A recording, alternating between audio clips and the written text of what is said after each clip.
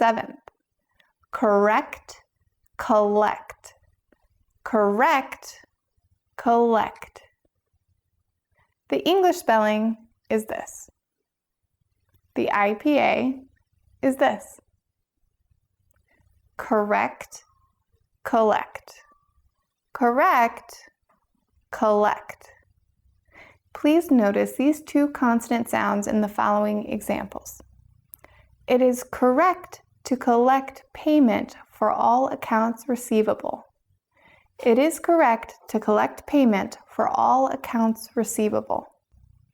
It is correct to collect payment for all accounts receivable. It is correct to collect payment for all accounts receivable.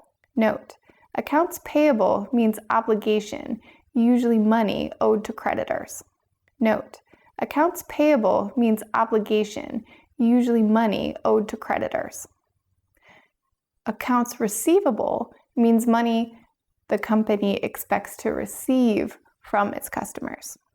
Accounts receivable means money the company expects to receive from its customers. Should we collect payments for all accounts payable or accounts receivable?